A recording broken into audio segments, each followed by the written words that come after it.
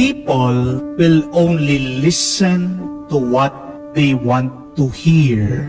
Ang mga tao, makikinig lang sa gusto nilang pakinggan. Amen? Tandaan po natin, kahit na paano ka magpaliwanag sa iba, kung ayaw ka naman pakinggan, wala ding kwenta. Kaya kahit na sabihin mo na wala kang pambayad, yung naniningil sa iyo, ang naririnig lang niya, ayaw mong magbayad. Kahit na pinapaliwanag mo na nahihirapan ka din ngayon sa buhay, yung umuutang sa iyo, ang naririnig ay ayaw mo lang magpautang na madamot ka, na makasarili ka. Kahit na humingi ka ng pasensya dahil nagkamali ka, kapag ayaw ka talaga ng isang tao, ang naririnig niya ay sinasadya mo yung pagkakamali na ginawa mo. Kahit na sabihin mo, mahal mo ang asawa mo, nakikipag-ayos ka sa kanya, ang naririnig niya, ayaw na niya dahil meron na siyang ibang nakilala. People will only listen to what they want to hear. Kaya nga, bakit pa tayo magpapaliwanag sa mga ayaw makinig sa atin? Masasayang lang ang ating laway, ang ating oras, ang ating lakas sa kanila. Hindi po ba? Tignan niyo po, hindi na po bago yan. Yan yung ating narinig dito po sa ating unang pagbasa. Itong si San Pablo, pinapaliwanag niya ang kalikasan ng Panginoon, ng Diyos dito sa mga Griego. Gumagamit pa siya ng telosopiya.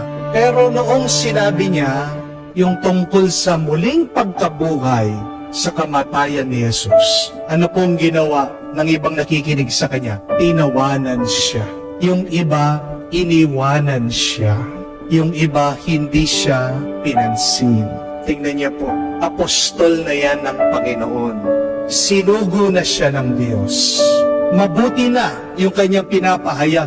Ikaw pa kaya na tao lang, kahit na paano ka magpaliwanag doon sa side mo, kahit na paano mo sabihin yung kwento mo, kapag ayaw kang pakinggan, hindi ka pakikinggan. Amen? Pero, kahit na hindi siya pinakinggan, si San Pablo, anong narinig natin? Hindi pa rin siya tumigil sa pagpapahayag sa katotohanan. Dito din po tayo inaanyayahan, mga kapatid. Sana, wag din tayong magpapasira ng loob dahil lang ba merong mga taong ayaw makinig sa ating kwento. Wag mong sisirain ang iyong tuwa dahil merong mga hindi uunawa sa iyo. Paalaala din, wag mong hahabulin ang mga ayaw makinig sa iyo. Dahil ang mga totoo na tao, kung talagang kaibigan ka nila, kung talagang mahal ka nila, mananatili sila at hindi ka nila iiwan. Di po ba? People who listen to you are people who love you, who accepts you. Pero pag ang isang tao punong-puno ng galit sa iyo, mapapagod ka lang sa kakasalita. Stop wasting your time, stop wasting your energy, speaking, explaining to people who hate you or angry at you, who do not like you. Doon ka sa mga taong bukas ang isip at bukas ang puso. Hindi masasayang ang iyong oras at madadagdagan pa ang iyong lakas, ang iyong tuwa. Remember, there are a lot of fishes in the sea. Malawak ang karagatan, maraming isda. Malaki ang mundo, marami pa mga tao na mamahalin ka, natatanggapin ka, na uunawain ka. Kaya nga, bakit mo pahahabulin yung mga taong ayaw sa'yo? Kakaunti lang po ang oras at panahon natin dito sa mundo eh. Yung mga taong ayaw sa'yo, kakaunti lang iyan. Kailangan po natin tanggapin na hindi natin hawak ang isip, ang paniniwala ng ibang tao. Whatever you say, you cannot change the mind and the opinion of others. You can try, but who changes the minds and the belief of a person. Only God, only that person. Subukan mo na, baguhin mo yung isip niya. Ano mangyayari sa inyo? Mag-aaway kayo. Aawayin ka ng taong yan. Kaya nga, huwag mong nanaisin na baguhin mo ang taong yan. Ang naisin mo ay ang Diyos ang magbago sa Kanya. Dahil ang banal na Espiritu, siya lang ang nakakapagbago sa isip at puso ng bawat isang tao.